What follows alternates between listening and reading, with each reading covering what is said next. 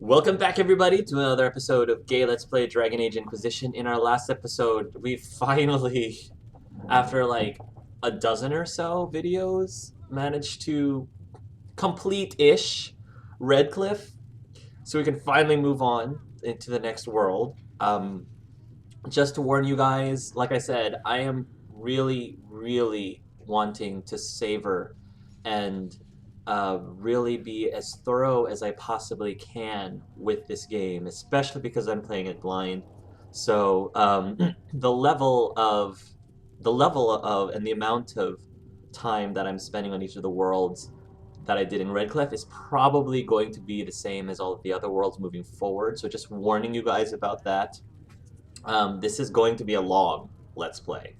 Um, I have no issue, of course, with you guys just jumping around to the actual plot or whatever it is you're interested in, but I just thought I would just throw it out there just to warn you guys that that's probably going to be the standard for the rest of this Let's Play.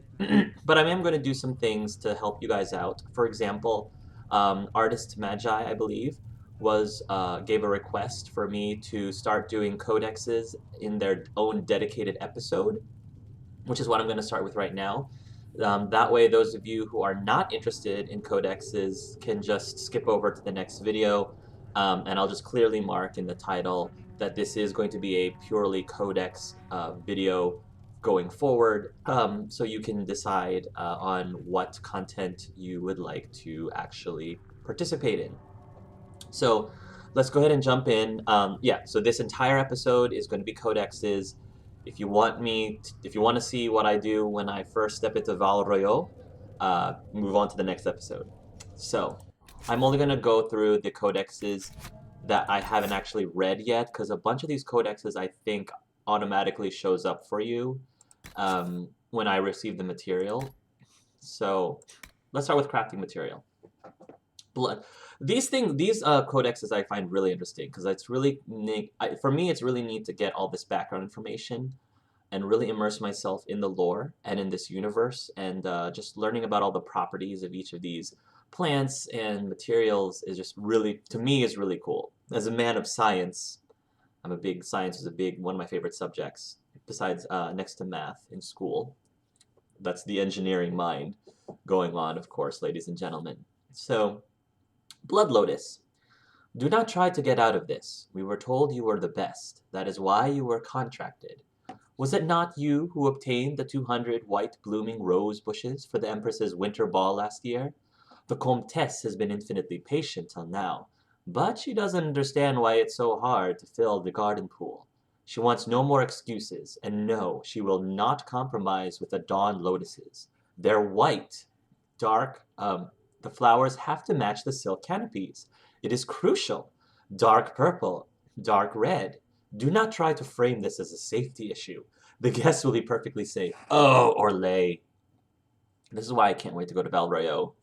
The culture of Orlais is just so entertaining. Why, if they experience any hallucinations from the concentration of lotus essences in the air, I'm certain it will only make the evening more thrilling. I don't care if you have to send someone to some Ferelden peat bog to get it all. Just do it. A note from Chamberlain Laurent to Grand Gardener Humbert Valclain over the decorations for Comtesse de Arny's summer garden party. According to gossip in Val Royaux, the Chamberlain did succeed in convincing Grand Gardener Valclain to provide 420 lotus plants. The party was considered by most to be a roaring success, even though the evening concluded with at least 12 guests asleep on the lawn. 3 in the pool, and one lady losing several teeth trying to take a bite out of a marble statue of the Comtesse's father, which she was convinced was made of cake. Ugh. Ugh. Orlais. Crystal Grace. The flowers of the Crystal Grace plant are appreciated for their beauty as well as their medicinal value. Pale blue and shaped like delicate crystal bells, the flowers should almost tinkle in the breeze. In fact, I have heard a tale of an Orlesian lady who ordered Crystal Grace to be planted all over her bower, and then hired a mage from the White Spire to enchant them to do just that. Eventually, she grew tired of the chiming and set fire to her lawn in a fit of pique. Let us learn from this. These plants were created exactly as our Maker intended, and our interference rarely improves them. An excerpt from the Botanical Compendium by Inez Arshkania Bretonist. I apologize ahead of time If I sound a little congested, if I start clearing my throat a little bit, guys, I'm so sorry. Um, I think I'm starting to get a little bit of a cold. I don't feel under the weather, but there's a little bit of a congestion and a little bit of clearing in my throat that I need to do. So my deepest apologies. I just wanted to continue playing this game as much as possible. So if you can excuse that random noises, I will try not to do it too much. Deep mushroom. Deep mushrooms refer to the entire group of fungi that grows underground in caves in many parts of the dwarven deep roads. Collection can be a dangerous task because the deep roads are often infected with darkspawn, but we didn't find these in deep roads. We found this out and about in the surface.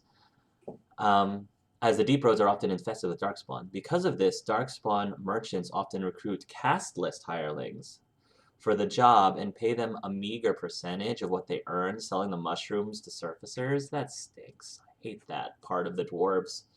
Dwarven culture, there's just so many parts of it that's just... There's some great things about dwarven culture, but there's other things that are just so ugly. I can't stand it.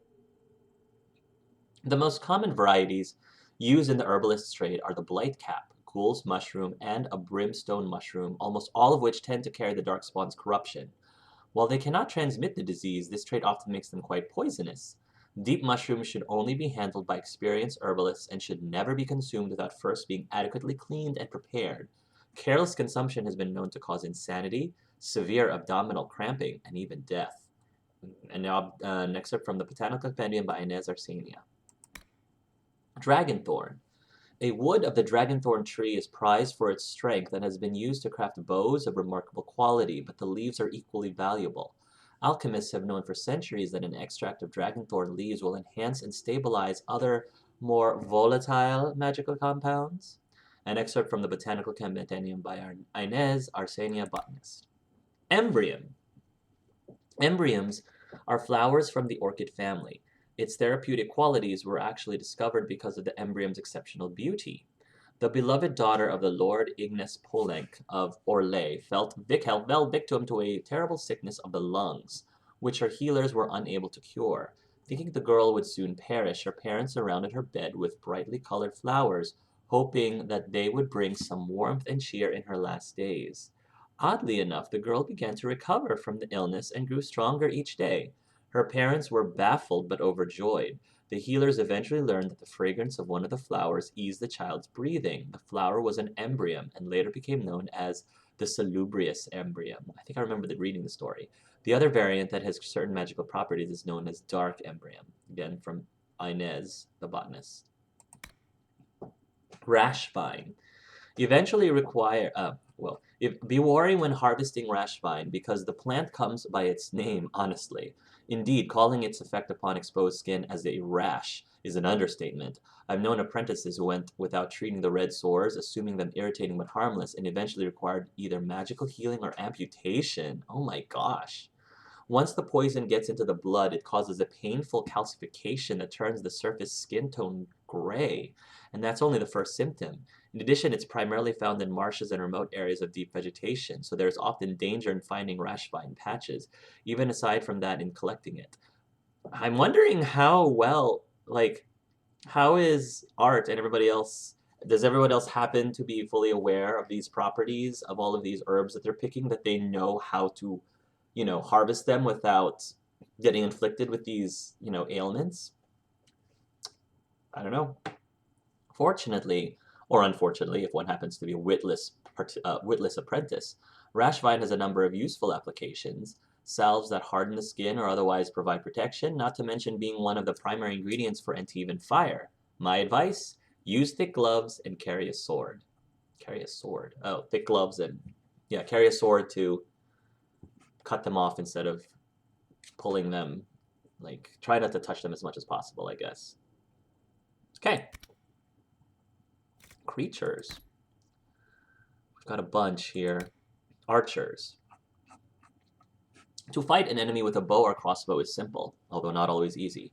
A guard with a crossbow must crank his weapon after each shot. If there is only one such enemy, seek cover and give him cause to waste his shot, and then close upon him before he may fire again.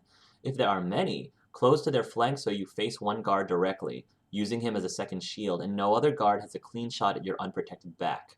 Do not move to the middle of their ranks and rely upon them hesitating to risk hitting one another.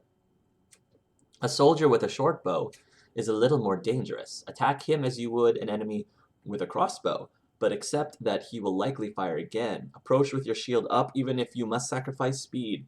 Few soldiers are true masters of the bow. Those who do not fumble their draw in fear will fire a shot quickly, so it is more likely to glance off your armor or shield than punch through. Few soldiers have the skill or strength to make good use of a longbow. Respect those who do. Against such an enemy, cover is the only defense. Move quickly across his field of vision, forcing him to compensate for your movement. Do not charge directly unless your allies can distract him. A fully drawn longbow can drive an arrow through a chevalier's plate at 100 yards. Wow! A fight between an archer and a chevalier is a test of cunning versus patience. We are too often patient, heavily armored as we are, and faced with lightly armored foes who would harass us. While archers frustrate me as they do most chevaliers, it is good that we fight them so we remember how to be cunning, how to break an opponent's patience. An excerpt from a meditation upon the use of blades by swordmaster Masach de Germain, required reading at the Academy des Chevaliers. Researched. Damage against humanoids increased. Oh, okay. The bear. We went into the woods near Val Forest to find a great brown bear that had the townsfolk worried. We found her some miles from the west gate. She made a den in the cave on a hillside close to a stream. We stopped some yards away and watched. Eldwin cast a spell to make us less likely to be discovered. Useful magic. After several hours, the bear emerged from her den, beautiful red-brown sheen to her coat. Phenomenal beastie. Following close behind were 3 cubs. Balls of fluffy brown fur with eyes set in them. Aw, amazing little creatures. I would have liked to watch the little family playing in the stream all day, but the wind changed and the mama bear caught our scent, even with Eldwin working his magic. She leapt in our direction, stopped when she couldn't see anything, then rose up on her hind legs and roared. What a sight that was. I estimate she was half again as tall as I. Quick as anything. She charged toward us, snapping branches as she went. I dove out of the way, but Eldwin, bless his heart, was too slow. A massive paw caught him right in the chest and he went down. Poor Eldwin. Nature is ruthless, but magnificent. Wow. From the Wilds of Thetis, Volume 2 by Stefan de Roren. Black Wolf. The scouts report activity uncharacteristic of lupine behavior. The breach and resulting rifts have caused unprecedented disruptions in the Vale. Such alterations to the environment may account for the unnatural aggression. If this is indeed the case, I cannot yet say how widespread the impact. How many wolves does this environmental imbalance influence? What threat do they pose to resistant members of the pack? To the local population? This warrants further investigation. Report submitted to Seeker Pentagast by Menave, Mage Apprentice, and Inquisition Researcher. Oh, Menave, okay. Bruiser. A warrior wielding a great blade strikes terror into common soldiers, but to a chevalier he is no greater danger than any other opponent.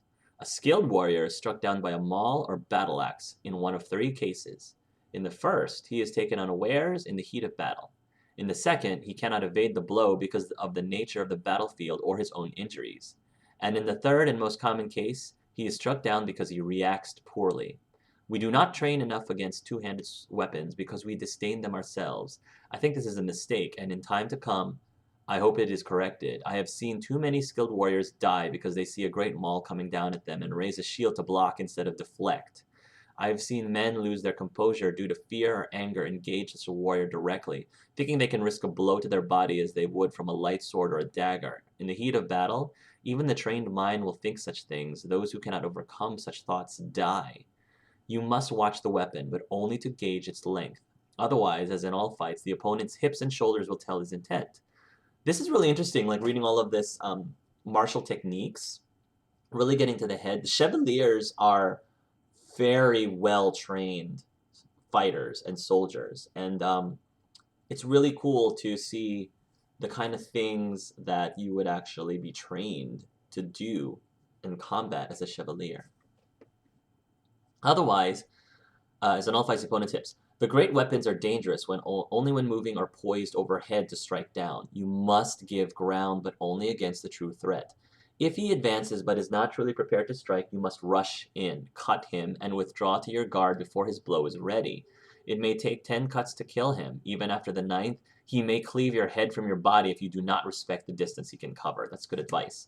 If using such a weapon yourself, mark your distance and do not allow yourself to react to an opponent outside your reach. You cannot recover your guard as quickly as you can with a sword and a shield. Keep your weapon moving and measure your blows. A stuttered step on your strike can fool many opponents into thinking you out of range and then rushing their defense. In this manner, you may kill most who stand against you. Fighting in such a manner, you may feel more like a butcher than a hero, but the living may console themselves while the dead cannot. An excerpt from a meditation upon the use of blades by Swordmaster Mach de Germain. Corpse. In most corners of Thedas, funeral rites include burning or dismembering the dead to prevent them from becoming host to demons, but not everyone gets a proper burial. Oh yeah, that's why we burn a lot of our dead. It is not unheard of for the dead to be thrown in mass graves in the aftermath of a battle or execution, almost asking some demon to claim the corpses. From Beyond the Veil, Spirits and Demons by Enchanter Mirdramel. Darkspawn. Those who had sought to claim heaven by violence destroyed it. What was golden and pure turned black. Those who had once been mage lords, the brightest of their age, were no longer men, but monsters. Threnonides 12:1. Sin was the midwife that ushered the Darkspawn into this world. The Magisters fell from the Golden City, and their fate encompassed all our worlds, for they were not alone. No one knows where the Darkspawn come from, a dark mockery of men. In the darkest places they thrive, growing in numbers as a plague of locusts will. In raids they will often take captives, dragging their victims alive the deep roads, but most evidence suggests that these are eaten. Like spiders, it seems Darkspawn prefer their food still breathing. Perhaps they are simply spawned by the darkness. Certainly we know that evil has no trouble perpetuating itself. I always wondered how Darkspawn spawn other Darkspawn. Because it started out with the Magisters who, tried to reach heaven and fell from the Golden City or the Black City. But where do they keep, how do they multiply? How are they breeding? That's kind of disturbing. I just never knew. Because with all the Darkspawn that we have killed over time, not just in the 5th Blight, but just over time, there's more of them. They keep coming. That's one thing in the lore I never understood, is where all the Darkspawn, how they reproduce. The last Blight was in the Age of Tower, striking once again at the heart of Tevinter, spreading south into Orlais and east into the Free Marches. The plague spread as far as Ferelden, but the withering and twisting of the land stopped well beyond our borders. Here, Darkspawn have never been more than the stuff of legends. In the northern lands, however, particularly Tevinter and the Anderfalls, they say Darkspawn haunt the hinterlands, preying on outlying farmers and isolated villages, a constant threat. From Ferelden, Folklore and History by Sister Petrine, Chantry Scholar. Despair Demon. Once upon a time, we classified these as demons of sloth, but we learned that despair demons are something quite different. They are not the antithesis of justice or valor, but rather of hope. They form nightmares, tearing away the foundations of self and purpose. When brought into the world, they are most attracted to places the downtrodden populate, alienages, slums, prisons, and the like. The miasma they spread can lead to extreme behavior. We look for a rash of unexplained suicides, men and women so filled with grief they lash out. The most intelligent of these creatures are to be feared, for they not only feed on despair, they understand its causes, and seek to bring it about. From the shadows they ruin lives, drinking the tears of those who have no idea. I like that imagery. Drinking the tears of those who have no idea the cause of their misery is not random chance. From the lecture by renowned hunter Sir Hayward of the Templar Order. Jeez. This is why people who are affected by demons, I have a sympathy for, because it's not their fault. It's not just in their head. I mean, yeah, it is in their head, but the demon can cause people to go mad, and it's not their fault besides their will, being overtaken by their will. Fennec, my dearest and best father and lord, you are strong and fair, and obviously the most handsome Arl in all of Ferelden. I want a Fennec. Please, please, please, please get one for me. I saw a picture in a book that Bridget was caring for Master Fergal, and it was the fluffiest and most delightful creature I have ever seen. It's so fluffy, oh my gosh, I'm gonna die. The book says they live in the mountains and eat voles and repulsive things like that. When I get mine, I will feed it only nice things, like cake and pearls. Please, please, please send me someone to catch one. I really need one right now. Ruby wants company. It's not my fault Prim and Bobble broke. I don't believe anything Eileen says. Please, I promise I will spend no more gold on silks this month. It's too cold anyway. Your most loving and obedient daughter, Habren. A note from Habren Brillin to her father, Leonis Bryland, Earl of Southreach, written in 931 Dragon. Reports indicate that Habren did receive a white fox as a gift from her father. Later that month, she promptly lost it down a well. Oh my gosh. That's terrible. Foot Soldier. I have faced Antivan duelists, Ferelden Ash warriors, and Fog warriors skirmishes. When we strip away the titles and tricks, they are simply men who want to see their enemies dead, but need a hand to manage it. Duelists favor a thinner target over the offensive strength of main gauche. Ash warriors need a hand to guide their Mabari, and lighter weapons to take advantage of openings to their dogs' leave. While Fog warriors rely on I feel like I've read this already. I feel like if I've already read this already to you guys, I'm sorry. I feel like I've done this. When engaging with such opponent, respect his speed. His hands and feet will move a great deal. Ignore them. Watch his hips and shoulders instead. First, deny what advantage he has in his allies or environment unless you have trained equally in such matters. Once you control his weapon, overwhelm him. He has no shield, and you need not fear a second blade. If forced to fight in such a matter, you must decide whether you will fight as a duelist, one-handed, or as a chevalier. If the former, drop your back leg away to tighten your center target, as you have no shield to cover your body or second weapon to bring into range. Focus on a quick attack and give ground freely when you cannot find an advantage. If the latter, rely on your vambrance and gauntlets as a shield, and try to wrench your opponent's weapon away. My left arm bears the scars of such efforts, but my opponents bear worse. Better still. Do not lose your shield at all, but battles are not a place of perfection, except excerpt from the meditation upon the use of blades. Herlock. Those who had sought to claim heaven by violence destroyed it. What was golden and pure turned black. Those who had once been mage lords, the brightest of their age, were no longer men but monsters. Okay. Sin was the midwife that ushered the darkspawn into this world. The Magister fell. I already know that. No one knows where the darkspawn came from. The last blood was Age of Towers. Alright, that information's already there. Herlock Alpha. Is this the same thing? No. We brought it into Lord Varon's chamber, strong men on both sides holding the shackles. It had been stripped of weapons and beaten until we judged it barely capable of walking. I am told you were the lone survivor of the darkspawn from the mines, Lord Varoness said to it. A Herlock, as I understand it. I am told that you spoke to my men and we captured you. The thing spoke. Told them they would die. Its voice was guttural and savage, like a beast trained to mimic the language of men, but we made out its words clearly enough. Yes, said Lord Varon, you are smarter than your fellow beasts. Yes, said the beast. I would know more of this, said Lord Varon, that we might understand your people and negotiate. You will, said the beast. Your men beat me until their knuckles bled, my blood mixed with theirs. You will, said the beast. Your men beat me until their knuckles bled, my blood mixed with theirs. Soon they will hear the song. Soon their blood will burn, and I will lead them. The men all looked to their hands, for the blood sickness of the darkspawn was known to us. When they did, the beast wrenched the shackles from their grip. Then it was upon Lord Varon, holding him by the throat. There is no talk, it said, no negotiation. You will die. Your world will die. Now you understand. It snapped Lord Varon's neck and killed 4 men before we finally killed it. An excerpt from the Blighted Codex, a classified collection of studies on the Darkspawn, held safely in the Imperial Library in Minrathos, available only to members of the Magisterium. Wow. So I guess Darkspawn can spawn other Darkspawn by their blood, tainting other people with their blood. But still, it still seems like more of them come out from the woodwork beyond just that. Guardsman. A novice believes his sword of the utmost importance, and his shield there to show his family colors. All scoff at such foolishness, but the older student, thinking his shield is sign from the Maker that he cannot be struck down, is a little wiser. A warrior coming away from battle when his shield dented and ripped may be praised for bravery. A warrior coming away with his shield merely scratched should be praised for skill. Remember that every metal shield was beaten into shape and may be beaten out of it.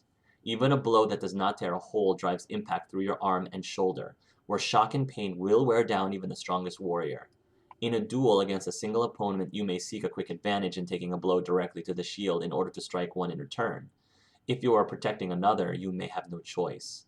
In all other cases, against one opponent or many, it is better to hide the movement of your hips and shoulders behind your shield, forcing enemies to focus on it rather than on you. Yeah, the thing I'm getting from all of these is that what the body languages, in particular in your hips and shoulders, that's what communicates and gives the um, other fighters a sign of what you're going to do. It's interesting. This is also true when fighting an opponent so armed.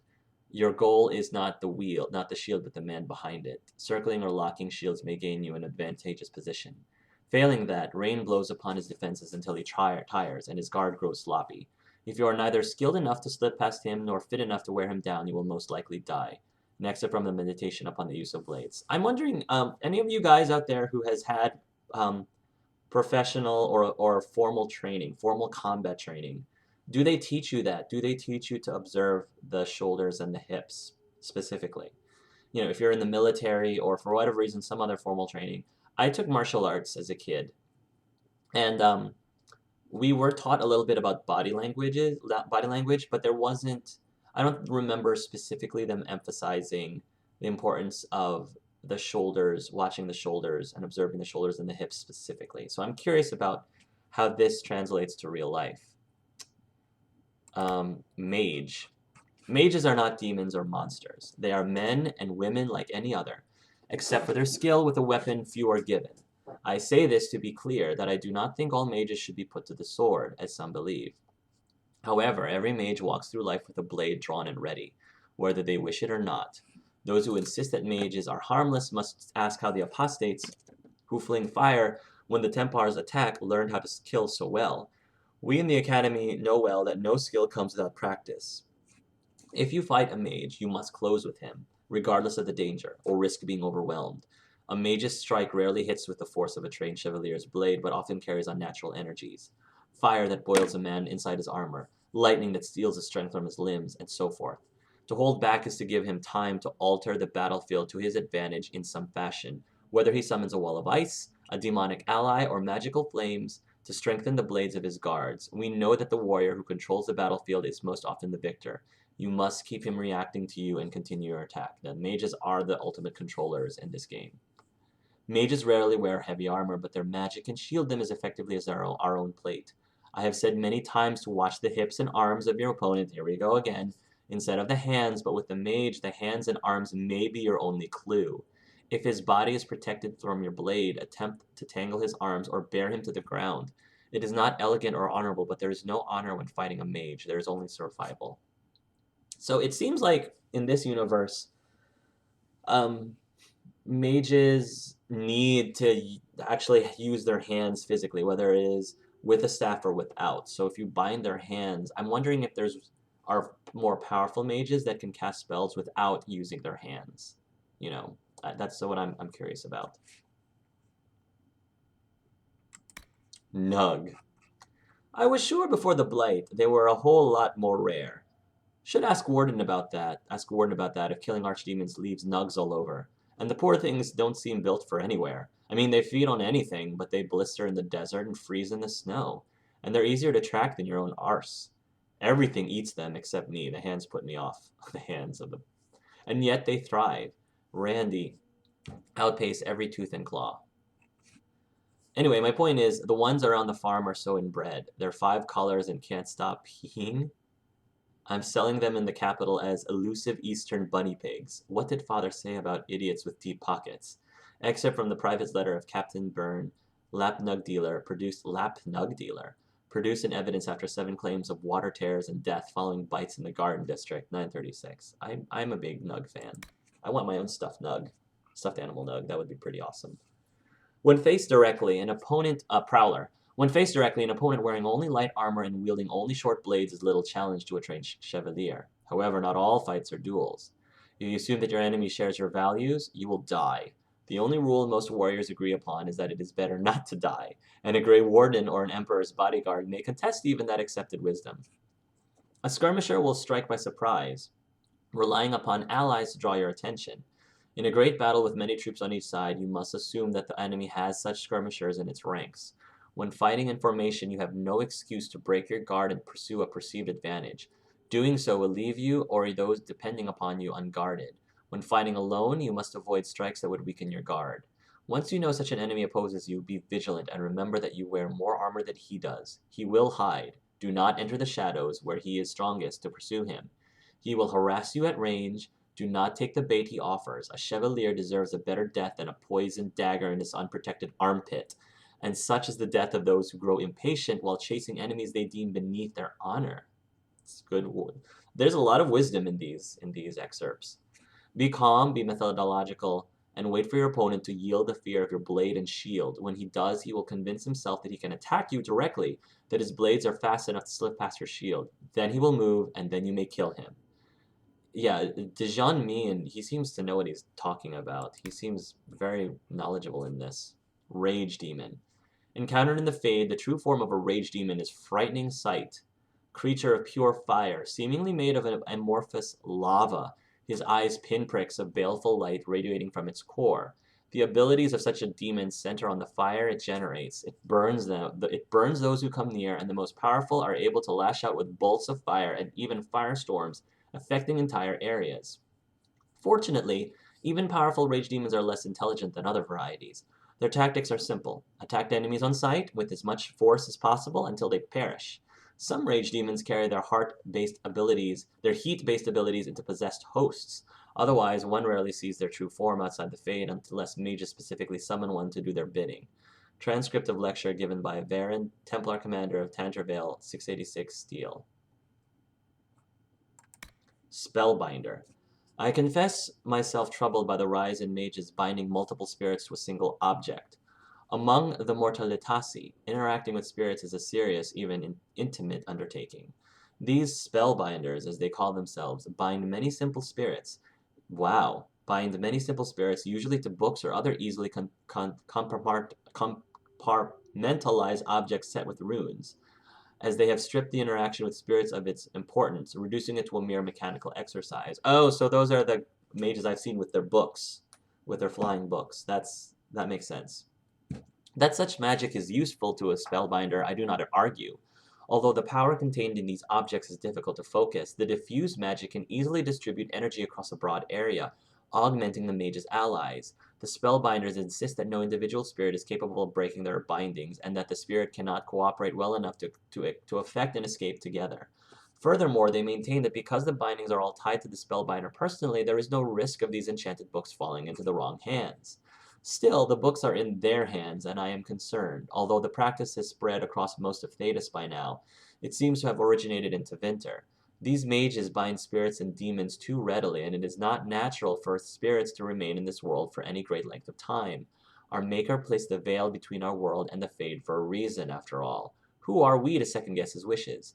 Perhaps I have grown more reverent in my old age.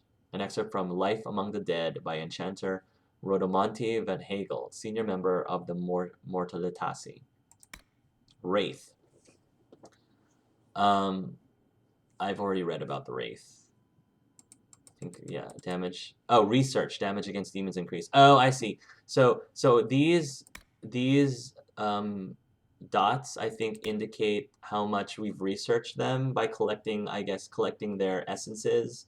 When we go into, I forgot, the girl who's in Joe's room, and we put in essences of enemies. I think when we would do enough of them, then we get bonuses. So here it says damage against demons is increased. So that's why I the foot soldier, for example, was flashing that there was something new about it. It's because of these dots. So that was why. All right, that makes sense. Why is this still say that there is something new? I don't see anything new here. Okay, I have no idea. Magic. Oculara. A skull set upon a staff. These macabre artifacts cause magical shards in the area to glow with magical radiance when a viewer looks through the eyes of the skull. Yes. The lost art of Veilfire. Though it is an elven magic, I submit that Veilfire is worthy of consideration. for they perfected it at the height of their civilization. Certainly, mages often use it as a source of light, for its flame burns without wood or oil. It can also activate dormant spells, which has its uses. Valefire's true potential, however, is as a medium for writing. Veilfire runes convey more than the literal meaning of their text. Veilfire can transfer a tangible impression of sight, sounds, and even emotions on the reader. With diligent practice, any mage can learn this astonishing technique, but compared to the ancient elves' example, current works are crude.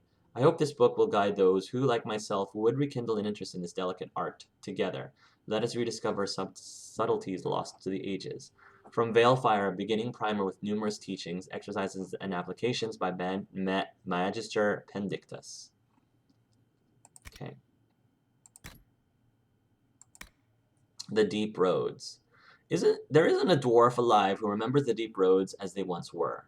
They were the network of tunnels that joined the tides together. To be honest, it isn't even right to give them such a simple term as tunnels. They are works of art, with centuries of planning demonstrated in the geometry of their walls, with the statues of the paragons that watch over travelers, with the flow of lava that keeps the deep roads lit and warm. The cloud gazers upon the surface talk of the imperial highway built by the magisters of old, a raised walkway that crossed thousands of miles, something that could only have been built by magic. Perhaps it was comparable to the deep roads, although we dwarves don't need magic. It's really interesting because, yeah, when you do go to the deep roads, you kind of see essences of what it once was. Because I'm sure it was majestic at the time before the Darkspawn showed up. Because the craftsmanship of the dwarves, and yeah, the way that that is a good point, the way that they use the lava to essentially network it in order to heat and basically provide light and energy throughout the deep roads is amazing. I mean, this is not like, some electrician coming in and wiring things up, or, someone, setting up something with gas heating. Like, this is lava through a massive underground network. Like, my respect for the dwarves is definitely they definitely, dwarves in general are known throughout all fantasy settings as being very well versed in stone and tunneling and underground architecture. But the Dragon Age really do a very good job of taking it to the next level. I suppose it doesn't matter anymore. The Darkspawn rule the deep roads now, when Orzammar sealed off the entrances to the deep roads, abandoning everything that lay out there, which is really sad. We handed over the kingdom that was to those black punks forever. To think that there were our Genlocks crawling over Buonamar now, tearing down our statues and defiling our greatest works. Corruption covers everything we built out there. Every dwarf who goes out and comes back says that it gets worse with each passing year. The foulness spread a little farther. I really would love to see what the deep roads were like many centuries ago before the Darkspawn came around, and just seeing, as many of you know, I've been doing a Dragon Age RPG tabletop campaign, and I'm very tempted for my next campaign, if I ever were to do a Dragon Age tabletop campaign, to do one that goes far back to that time when the deep roads were intact still and not being taken over and were not closed off because of the Darkspawn, when the elves were still were not slaves. They were actually part of, they actually were not oppressed. I don't know if those timelines fit together, but it's just a thought of what I would love to do. And the Cloud Gazers think the Darkspawn are gone just because they aren't spilling out onto the surface? Huh. One day when Orzammar is gone for good, they'll find out differently. Those Darkspawn won't have anywhere else to go but up, and they'll do it. The surface folk will have themselves a blight that will never end. Transcript of conversation with the members of the Darkspawn mining cast, 890. I mean, we do take that for, the people of Ferelden or Thedas do take that for granted. The blight comes every now and then, but the dwarves are in constant battle with the Darkspawn. Can't imagine how frustratingly tiring that could be. The Fallow Mire. I spent the last week at the Fallow Mire. The bog stretches forever, and it's slow riding at night when the mist gets thick. You can still travel along the old roads, and there's enough good hunting to make the trip worthwhile. Fish, birds, even a few hearts. There's one thing to look out for, though. When anything dies in the water, the mire preserves it. I was stalking a magnificent buck when a corpse clawed out of the water at me. I'm not afraid to say I ran. No rack of antlers is worth fighting a demon.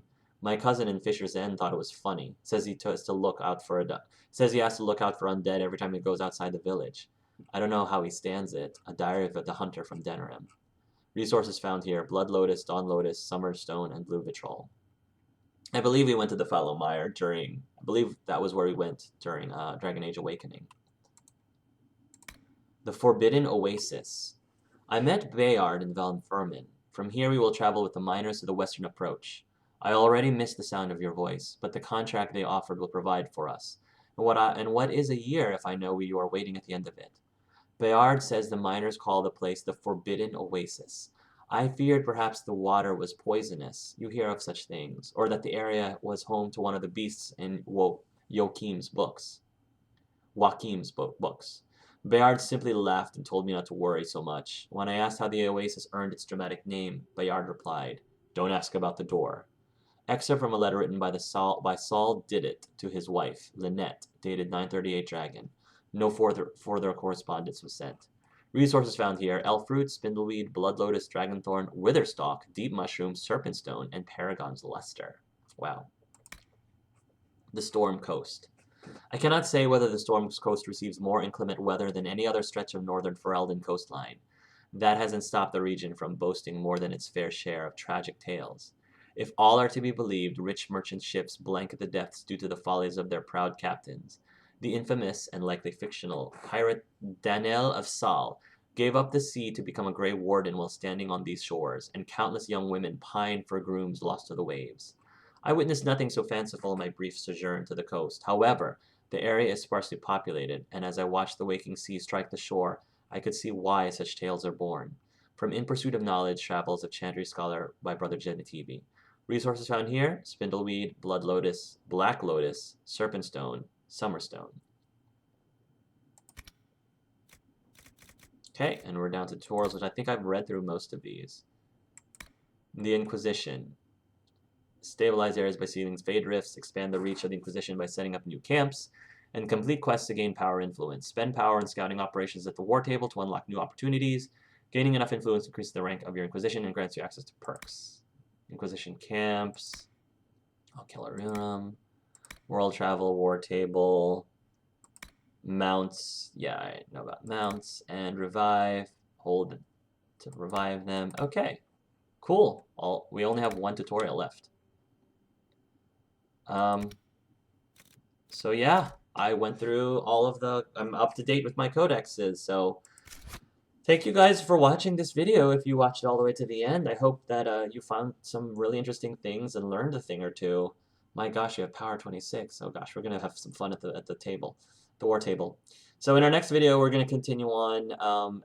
I'm sure at some point we're gonna go to Val Royeaux in the next video. So tune into the next video, everybody, and until then, love yourselves and love each other.